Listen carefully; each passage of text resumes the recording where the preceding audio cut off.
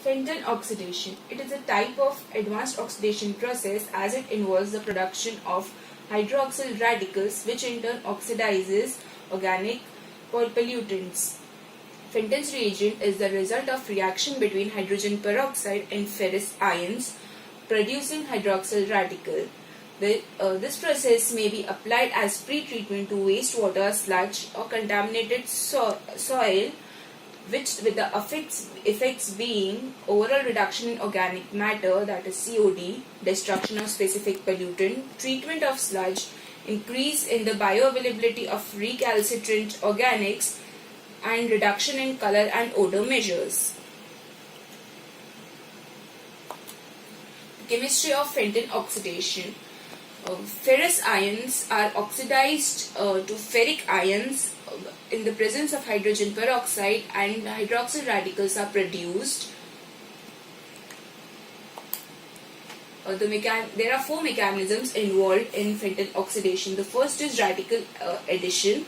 Hydroxyl radicals are the unsaturated aliphatic or aromatic compound results in the production of radical organic compounds which can be oxidized further. Second is hydrogen abstraction. The hydroxyl radical abstracts hydrogen atom from water or alkanes or alcohols. The third is electron transfer.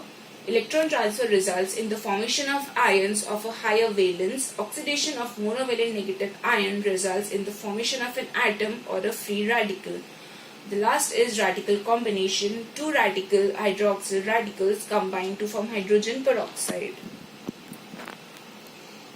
Factors affecting Fenton oxidation include the pH of wastewater, temperature, reaction time of Fenton oxidation, the dosage of hydrogen peroxide and ferrous ions. It also depends on characteristics of wastewater and the chemical used for iron type, that is either ferrous ions are used or ferric ions are used. Here a typical flow diagram of fluidized wet Fenton oxidation is depicted. So Fenton oxidation has several advantages over conventional methods, which include it is very effective in removing resistant organic compounds. It is also capable of complete mineralization of organic contaminants into carbon dioxide if desired. It is less susceptible to the presence of toxic chemicals. It produces less harmful byproducts. It is a fast process. It requires less maintenance. It results in low production of residual sludge, and unreacted hydrogen peroxide degrades to oxygen, so that overall toxicity of the effluent is reduced. Photo-Fenton oxidation. In photo-Fenton oxidation, UV light is used along with the Fenton's reagent. The irradiation of Fenton reaction systems with UV light strongly accelerates the rate of degradation as irradiation of Fenton reaction systems not only regenerates ferrous ions but also produces an additional hydroxyl radical as per the equation shown. It generally produces oxidation products of low toxicity. It requires only small quantities of iron salt, which can be either ferric or ferrous ions, as ferrous ions are regenerated by ferric ions, and it offers the possibility of using solar radiation as the source of light in the reaction process. The disadvantage of photo-Fenton process includes the low pH values required and the need for removal of iron catalyst after the reaction has terminated. However, the residual ferric ions can usually be precipitated as iron hydroxide by increasing the pH. The next process is ozonation. Ozone is a powerful oxidizing agent with a high reduction potential of 2.07 volts. So, ozonation can be carried out directly or indirectly. In the direct oxidation, ozone molecules react directly with organic or inorganic molecules via electrophilic addition. The electrophilic attack of ozone occurs on atoms with a negative charge or on carbon-carbon-carbon-nitrogen and nitrogen-nitrogen pi bonds. In the indirect oxidation, hydro decomposition of ozone results in the formation of hydroxyl radicals. Ozonation can be characterized as an advanced oxidation process only when hydroxyl radicals are generated by the decomposition of ozone. The efficiency of ozonation is improved when when ozone is combined with hydrogen peroxide, UV radiation, or ultrasound. The initial step in the UV photolysis of ozone is dissociation of ozone in presence of UV light to molecular oxygen and an oxygen atom, which in turn reacts with water to form hydrogen peroxide. In the second step, hydrogen peroxide dissociates to form two molecules of hydroxyl radicals, which in turn results in oxidation of organic substrates.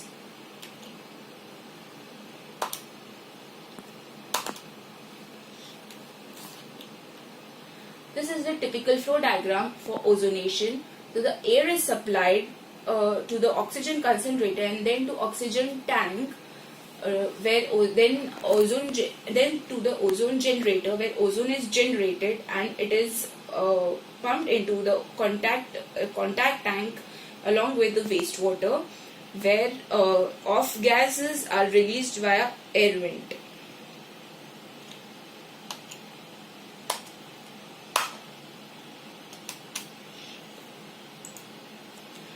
This is a flow diagram for microbubble ozonation in the presence of UV radiation.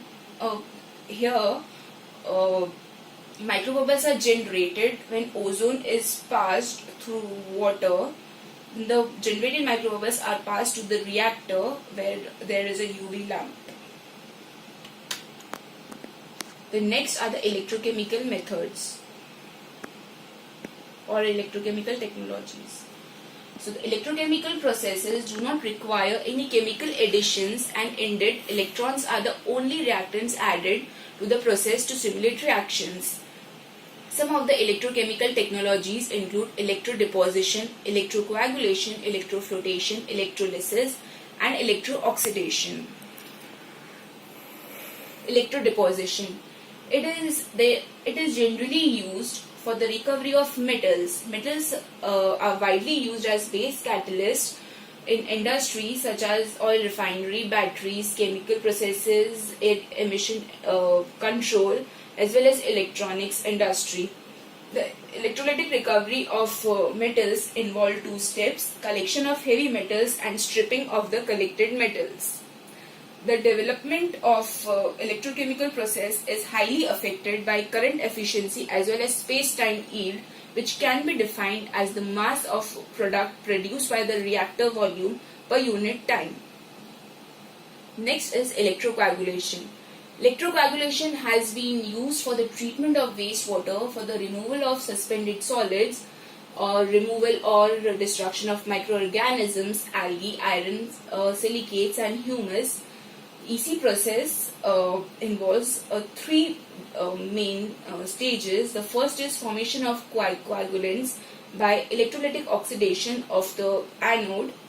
Second is destabilization of the colloidal particles and breaking of emulsions. And the third is aggregation, that is the flock formation stage.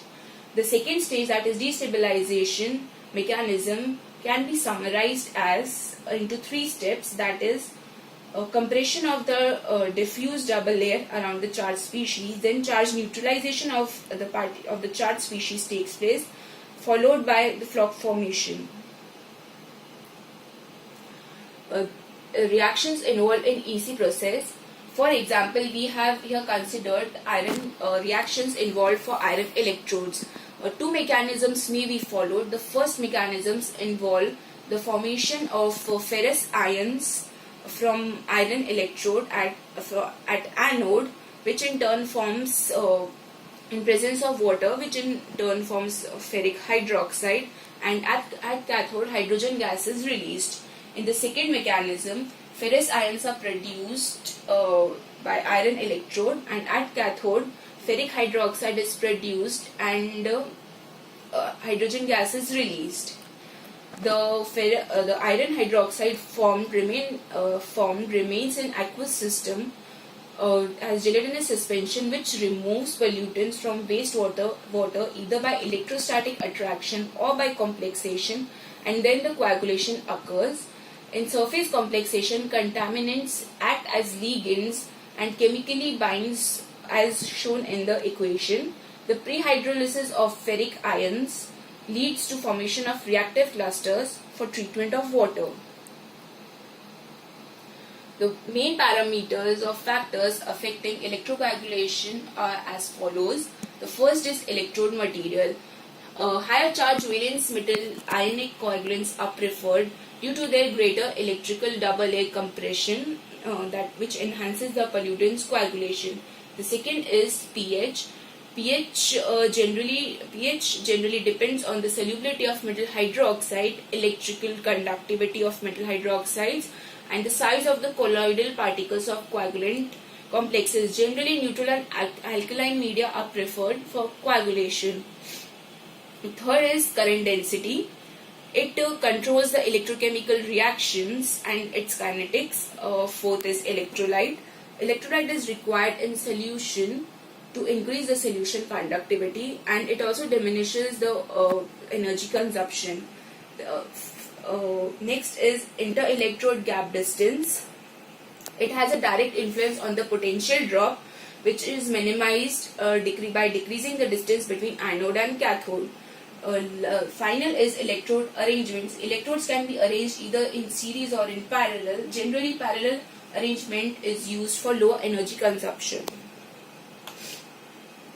Advantages of electrocoagulation. It requires simple equipment and it is easy to operate. It gives clear, colorless and odorless water. Sludge formed is easily settleable and it is easy to dewater. Flocks formed are similar to chemical flocks and can be separated faster by filtration. It produces effluent with less TDS as compared to chemical coagulation. It also has the advantage of removing the smallest colloidal particles because the applied electrical field sets them in faster motion, thereby facilitating the coagulation. The EC process avoids use of chemicals, and so there is no problem of neutralizing excess chemicals and no possibility of secondary pollution caused by chemical substances added at high concentration as when chemical coagulation of wastewater is used. The electrolytic processes in the EC cell are controlled electrically with no moving parts, so therefore less maintenance is required. The disadvantages, the main disadvantage of EC process is the use of sacrificial electrodes, that is the oxide anode is dissolved continuously into the wastewater, so it needs to be replaced regularly. The next is electroflotation. In the electroflotation process, tiny bubbles of hydrogen and oxygen are generated from water electrolysis. These bubbles lead to the flotation of pollutants to the surface of water. Electrodes are typically placed at the bottom of the cell and they can be placed vertically or horizontally. A simple blower system eliminates any hazard from the predominant escaping gas, which is hydrogen. Generally, electroflotation is combined with electrocoagulation as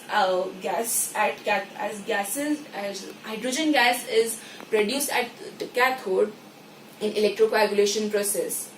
So this process provides several advantages in the treatment of wastewater, that are the electrode grids can be arranged to provide good coverage of the whole surface area of the flotation tank. Gas production and residence time can be checked quickly and are easily controllable. Gas generation is a function of current and the salinity of process, which is easy to control by monitoring pH and applied power. It can be implemented in cases where air could be difficult to dissolve in a particular effluent. The performance of electroflotation is reflected by pollutant removal efficiency and the power or chemical consumption. The removal efficiency in turn is affected by the size of bubbles, and the power consumption is affected by design of reactor, the types of electrodes used, concentration of the electrolyte, or temperature, pH and arrangement of the electrodes. The electrode system is the most important part of the electroflotation unit. Typically, electrodes that are not dissolved are recommended for the electroflotation unit. The next is electrodialysis. When an electrical potential difference is applied across an alternating series of cation and anion exchange membranes between two electrodes, positive migrate to the cathode and negative ions migrate towards anode. The presence of ion exchange membranes traps them in alternating compartments, resulting in streams of dilute and concentrated ions. So electrodialysis are generally used for separation of ions and salts using ion exchange membranes. The development of bipolar membrane, which is a composite membrane consisting of both cation and anion exchange layer, can split solvents into H plus and OH minus at the interface under a reverse potential bias. The use of these bipolar membrane is termed in technologies are termed as bipolar membrane electrodialysis. This solvent splitting technique has been used in applications and industries such as chemical or biochemical synthesis, food processing, and pollution control. ED is generally integrated with processes used in water treatment and reuse, such as microfiltration, ultrafiltration, nanofiltration, and reverse osmosis. The next is electrooxidation. Electrooxidation of pollutants can be performed by indirect electrochemical oxidation or direct electrochemical oxidation. In direct electrochemical oxidation, oxidation of organic pollutants occurs directly at the anodes, and in which water is also partially oxidized to generate hydroxyl radicals. In the indirect electrooxidation, strong oxidants are produced, which in turn results in oxidation of organic substrates. And then typically the oxidation of pollutant with the oxidant is faster, that is, in the indirect electrooxidation is faster, but this process is limited by the generation of oxidant in the process and its mass transport to the bulk of the solution. Next are advanced electrochemical technologies. Advanced electrochemical technologies are generally electrochemical technologies combined with advanced oxidation processes.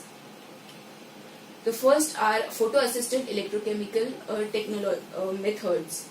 So integration of photocatalysis and electrocatalysis are used for the treatment of toxic and recalcitrant organic compounds. TSA type oxide electrodes are utilized in photoassisted electrochemical degradation process, in which the limitation of generation of high reactive oxidants are overcome through UV light irradiation.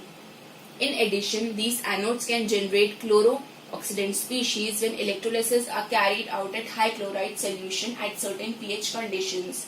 Thus, the combination of chloro-oxidant species generation and UV radiation can result in the formation of highly reactive species.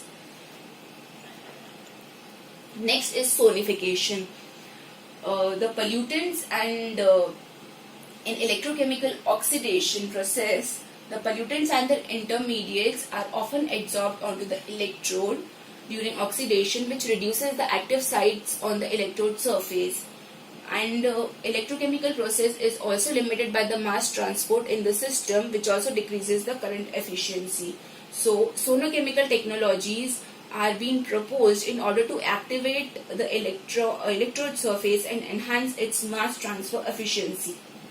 This hybrid process has been applied for degradation of several organic pollutants, including textile dyes, aromatics, nitro compounds, and chlorinated compounds. The efficiency of conductive diamond electrochemical oxidation coupled to ultrasound was generally used for the degradation of organics in wastewater. Electrofenton. This process has been developed to overcome the drawbacks of Fenton process through a controlled synthesis of hydrogen peroxide in the solution and catalyzing the Fenton reaction by electrochemical regeneration of ferrous ions. In this process, hydrogen peroxide is generated in the electrochemical cell by reduction of oxygen from compressed air in an acidic medium as shown in the equation. Then ferrous ions are externally added to the solution. The Fenton reaction then generates ferric ion, which is reduced at cathode and results in regeneration of ferrous ions. Thus, in electrophenton, Fenton's reagent is generated in a continuous and controlled manner in the electrochemical reactor. This leads to continuous formation of hydroxyl radical without accumulation of Fenton's reagent, thus avoiding wasting reactions.